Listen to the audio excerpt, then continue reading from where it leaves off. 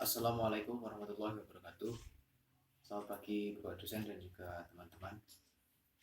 Kami di sini dari kelompok 12 akan mempresentasikan karena beberapa minggu yang lalu kami telah kehabisan materi dan materi yang kami presentasikan dari buku yang berbeda tapi pada intinya sama, maka kami akan mencoba untuk memperkenalkan buku yang berhasil kami dapatkan meskipun bentuknya itu. Dan untuk menambah pengetahuan teman-teman semua, nanti kami akan share bukunya. Buku ini membahas mengenai sejarah pengenalan media massa, kemudian ada tradisi-tradisi komunikasi juga.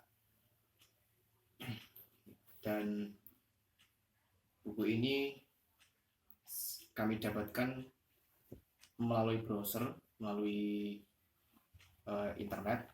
Akan tapi isinya kurang lebih sama dengan buku yang kemarin.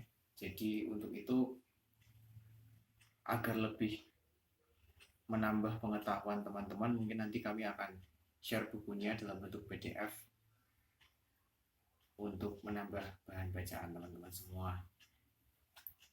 Sekian mungkin mengenai pengenalan dan isi buku yang selanjutnya akan dilanjutkan oleh rekan saya, Araihan.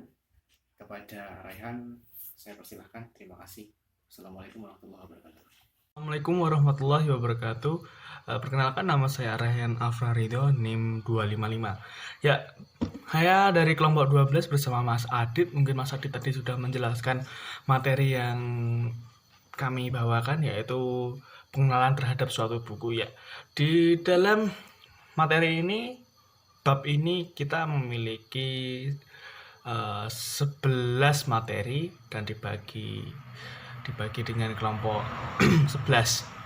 Baiklah, saya akan membacakan materi-materi yang ada di pada bab tentang pengenalan terhadap buku ini ya. Yang pertama ada objek studi. Objek studi itu untuk semua alasan di atas, fokus kita terhadap komunikasi massa tidak terbatas kepada media massa saja, tetapi juga berkaitan dengan segala aspek proses asli, tidak memperdulikan teknologi atau jaringan macam apa yang terlibat. Seperti itu mungkin lebih singkat dan jelasnya. Untuk lebih detailnya bisa dibaca PPT yang kami kirimkan. Kemudian ada struktur buku. Struktur buku adalah suatu isi buku dibagi ke dalam puluhan bab yang ada di buku dan dikelompokkan menjadi 8 subkelompok bagian. Yang pertama adalah teori, yang kedua adalah memberikan gambaran atas ide yang paling mendasar dan juga paling umum mengenai komunikasi. Ya, seperti itu saja. Baiklah. Yang kemudian adanya, kita lanjut ke tema dan isu dalam komunikasi massa. Dalam tema dan isu dalam komunikasi massa ada waktu, tempat, kekuatan, realitas sosial. Ya, ada 4. Seperti itu.